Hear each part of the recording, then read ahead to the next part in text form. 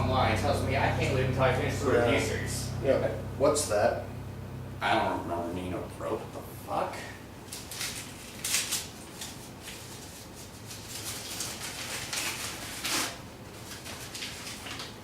It's my title card. It killed itself.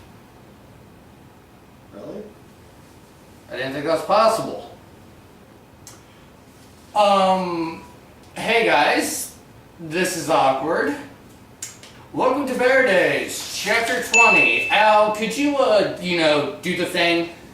Yeah.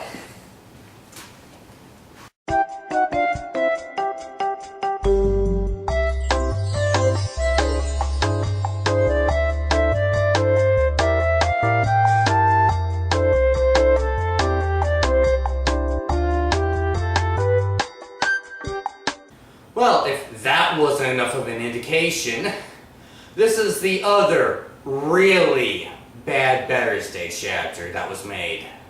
Even worse than Fisk deciding to be a terrorist?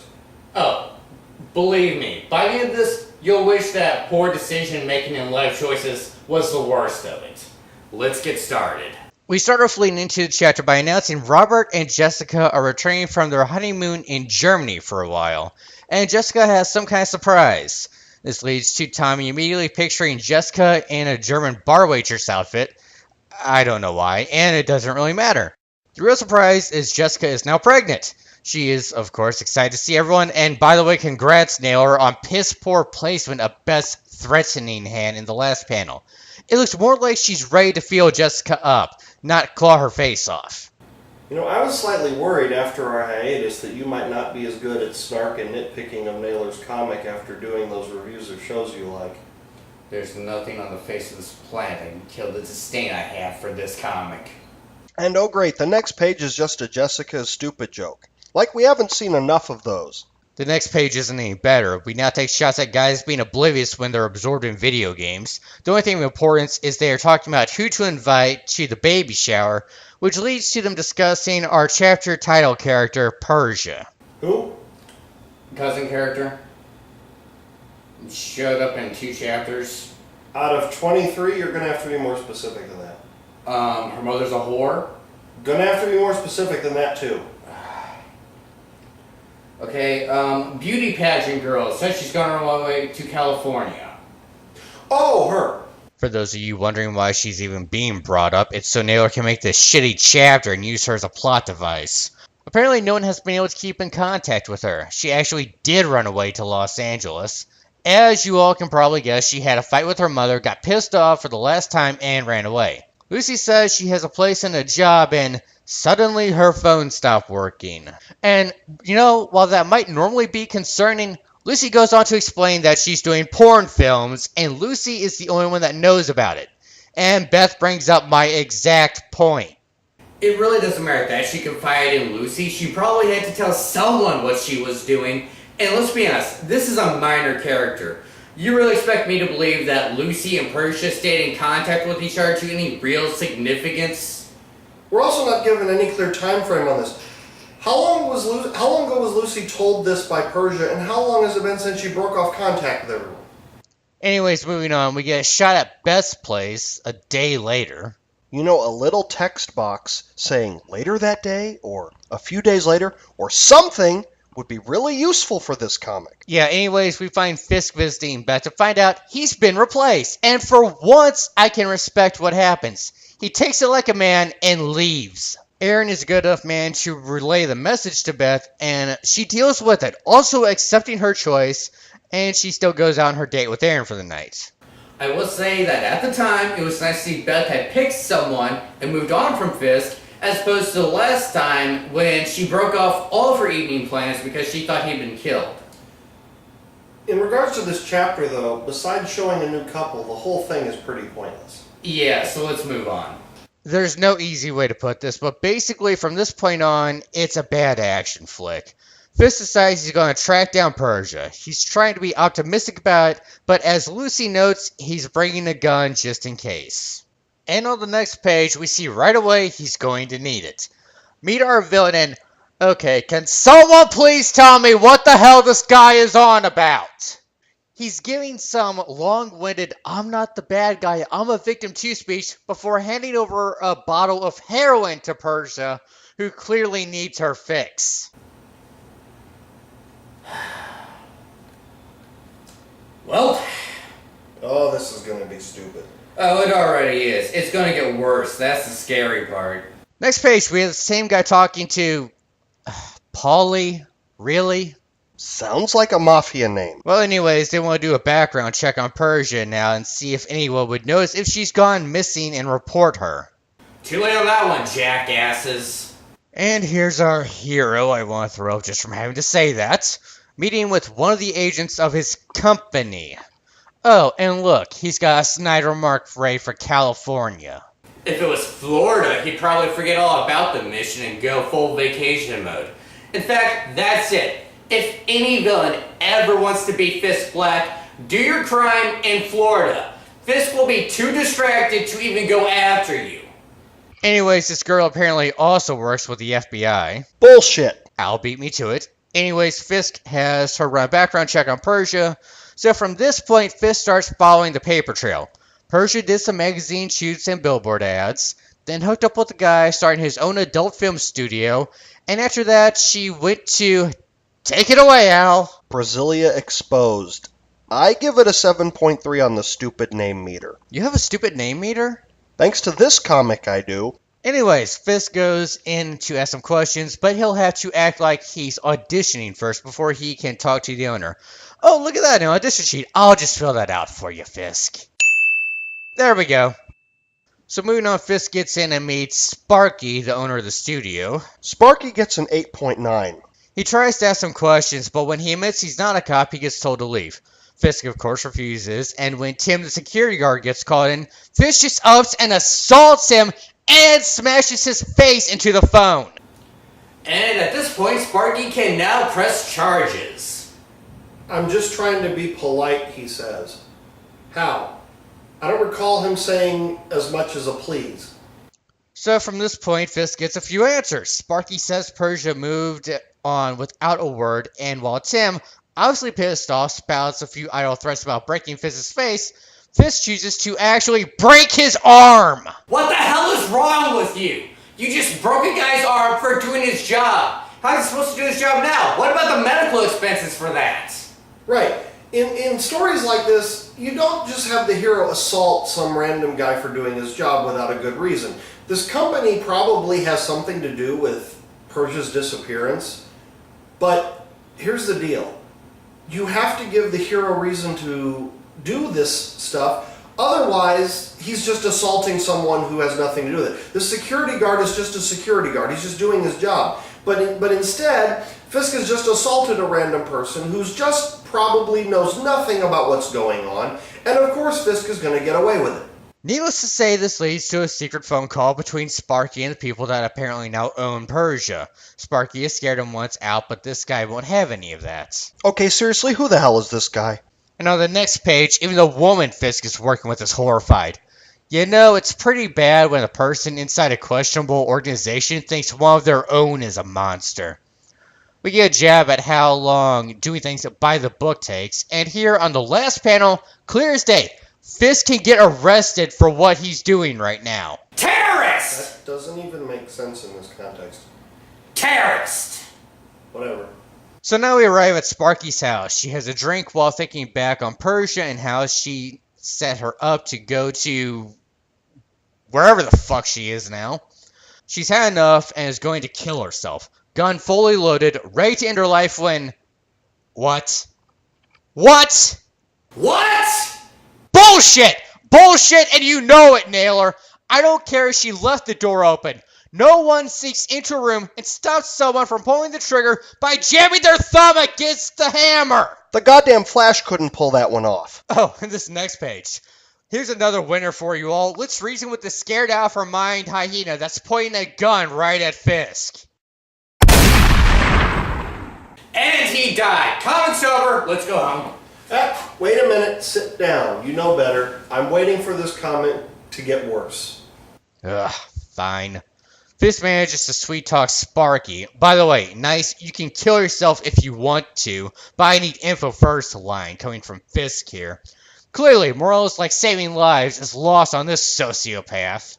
Alright, honest question for a second here. When's the last time you guys have seen a comic or a movie, anything, where one character was going to kill themselves and the hero was like, I don't care? And not in like a reverse psychology way to get them not to do it. I mean, they generally did not give a fuck.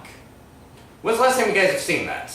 So now we get the full story from Sparky. When she was starting out, she had to compete against... Oh, Christ. Hey, yo, remember that comment you made about Paulie sounding like a mob member's name? Yeah? It is the mob. What? Our villains, they're the Mafia. Oh, God damn it. Sparky works with the Mafia. They take care of her competition and help her studio grow. In exchange, they get what they want at the time. Namely, girls for other projects, parties, or as prostitutes.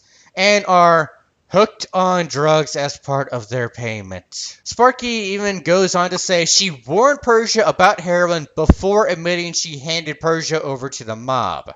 Making it sound like the mob is our villain for this chapter and Persia is an innocent little victim. Objection! I'd like to direct the court's attention to this crudely laid out street plan and the scenario we've been presented with.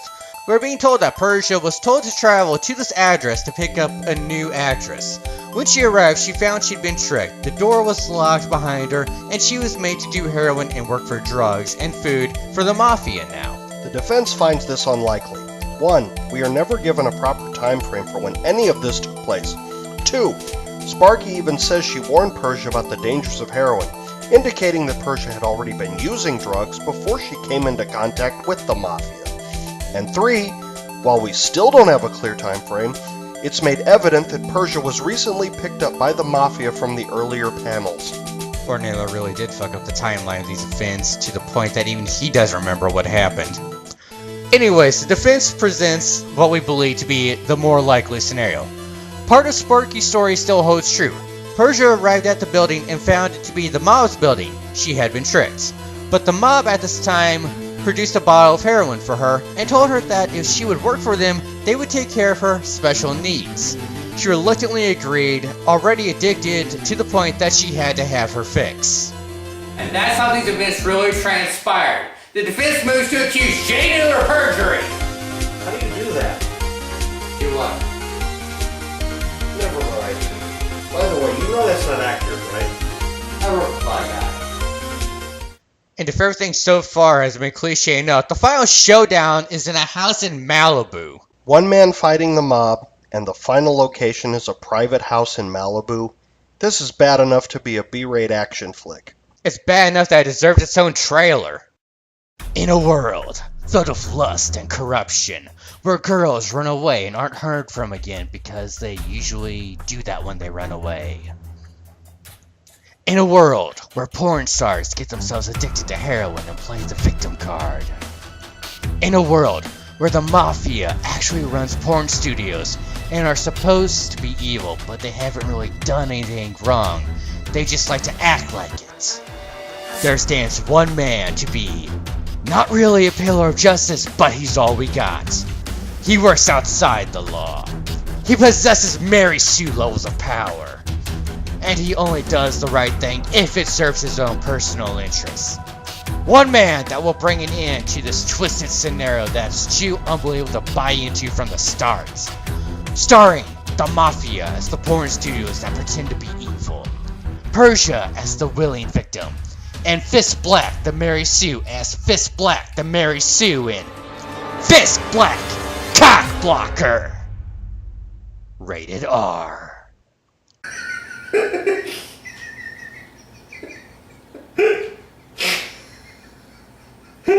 Well, I'm glad someone enjoyed it. Okay, I know this is usually your territory to point out, but that guy's leg is way too big compared to the pillar. So as Al pointed out, the infiltration has begun, with about as many cliches as we can get. Playing poker. More gangster names. Threatening fellow members with violence. And of course, one of them is already down. And on the following page, okay, for someone that's trying to imitate an action movie, Naylor has Fisk enter in the most boring way possible. Did that gun always have a silencer attachment on it when Fisk packed it? Probably not, but that's the least of your concerns, trust me. Anyways, Fisk takes out the two guards before making his way upstairs to where we find Persia with some random guy. You know, if I'm supposed to feel bad for her, or like she's actually addicted to heroin, I'm not feeling either of those things. Which makes this even worse. Fisk breaks into the room, surprises the guy who has no idea what the hell is going on, and as far as I know, was just looking for a good time, and Fisk flat out throws him out the window! Naylor, what the hell? This guy was just having sex and he gets killed for it? Okay, offing the mob members, I get. But this guy, he didn't know what was going on. He didn't know any of these arrangements. He just paid to screw a porn star and ends up dead because of it. Justify that one. Persia is just as confused before she recognizes Fisk, who gives her the heroic one-liner. This is such an obvious wish fulfillment story by now that it's painful to read. I swear, I can feel my brain cells killing themselves. But hey, let's not forget we have surviving members downstairs. Now for the heroic and daring escape, right? Wrong! Fisk pulls a fucking grenade out of nowhere and tosses it down the stairs, killing the last two people. Okay, first off, we're never given any evidence that Fisk even packed a grenade in the first place. And here's the deal. A grenade. It's an explosive. It has enough shockwave power to fragment metal. It is going to pass through the feet of wood of the staircase between the guy and him and probably hurt him. Despite what movies show you, you can't hide less than 20 feet from a grenade and expect to be okay. It's loud. The sound would be enough to probably render him deaf instantly at that distance. You have to be hundreds of feet away to be safe from a grenade. You know, I know it's nitpicking, and if this was an action comic, yeah, we'd let it go. That's the problem. This is not normally a goddamn action comic!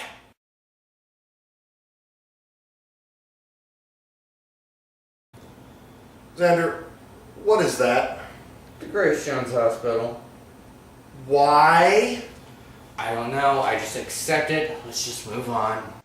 God damn this comic.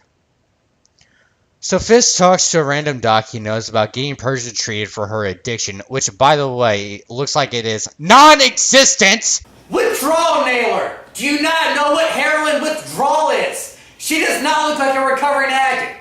For fuck's sake, 5 minutes on Google and Wikipedia will tell you everything you need to know. Let's see.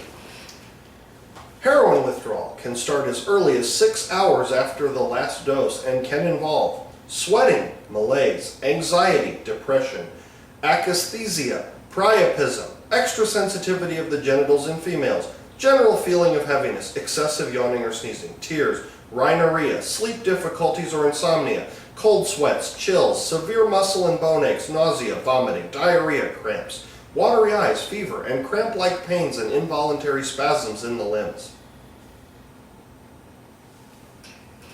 See, do you see how easy that was? Do you see how easy it was to get all that information? And do you see how Persia is displaying none of these symptoms? And I'm pretty sure hunger wasn't listed on the list of withdrawal symptoms. You fucking hack of a writer!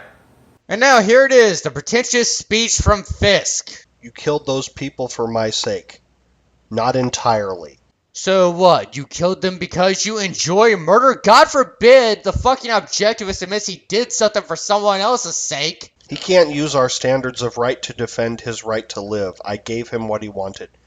That doesn't even make any sense. What the hell are you trying to say, you pretentious retard? Damn, you're starting to sound like me. It's a pointless speech. He killed them to save her. Why can't it just be that simple? Why does Naylor have to add an extra layer of some kind of justification to all this? So we're now in Virginia. Wait, the fight took place in Malibu. I know. Did they really just drive nonstop? Knowing Naylor, yes. Also, it must be nice how Fisk can just walk into a privately owned penthouse in Malibu, murder everyone, even chuck a grenade, and no law enforcement is tracking him down. Don't forget, his little agency admitted they can only do so much for him, and I'm pretty sure that house had security cameras that caught him. You know, I'm honestly more confused about what I'm currently looking at. Is that a gay couple having a fight? Yep. Which of course leads to Persia noticing this as Fisk arrives back in town. Following this page, we get a shot of Persia talking to the mouse guy, and off screen they actually hook up. Sorry to disappoint anyone that was hoping to see a homosexual relationship between the dog and the mouse. And that's chapter 23. If Father's footsteps didn't break people, this one did. You know, I can't even figure out what went through Naylor's head on this one. It's like he suddenly got the impulse to do an action movie chapter. And he carried it out piss poor. Our villains barely qualify as villains. Show them actually doing something evil. They were more like Persia's pimps than anything. We're never told that they actually forced her onto heroin. We're given indications that she was already an addict before she got involved with them. For fuck's sake, it's not that difficult. Show them kidnapping her. Show them tying her down and forcibly injecting her or something. But this does not qualify them as villains. Combine this with Fisk appearing out of nowhere to jam a gun with his thumb and throwing a grenade out of nowhere. He pulled it out of his goddamn ass. He has reached all new levels of Mary Sue, as if he wasn't already one in the first place. Al, take it away. Here's the problem with this chapter above all else. We have a sudden change in direction. We have a sudden shift in the tone and the mood and the theme of a story. You don't do that. You pick a theme, you pick a mood and a subtext from the beginning. And while it's okay to have shifts in it, you don't just completely do a 180 like this. This action chapter came out of nowhere. And you really can't say that Fisk serving in the war was the action that this series already had. That was actually one of the dullest chapters we had. Right, we saw some still images. It doesn't really count. Plus he had enlisted in the army. That's different than going out as a vigilante and randomly busting the mob. We've entered Hollywood territory. There's an anime, I can't remember what it's called, but the basic premise is it starts off, imagine a series that's cutesy and childish like Digimon, and within a matter of 10 episodes it turns into this nightmarish, eldritch abomination-filled horror story, and it's completely jarring, and it just catches you completely by surprise. When you have a sudden change in the nature of a story, it really fucks with the reader, and it reminds them they're reading a story. When you have created any form of media, comics, movies, books, you want them immersed. You don't want them to realize they're reading a story. You want them to feel like they're in the story. When you remind them that they're reading a story, you've ripped them out of their immersion and now they're staring at the page from the surface rather than being immersed in it. It's the quickest way to lose someone's interest. You just don't do that. And while he's done it before, this is a big fucking thing. This chapter is completely different than the rest of the series. It's a black fish in a pond full of white fish. It makes no sense. I'm going to tell you guys, too, that the following chapters aren't action-filled. Right, exactly. It's like that scene in the original Willy Wonka where they randomly go through the nightmare fuel tunnel and it's never addressed again. That's basically it. You don't drop this crap into a story.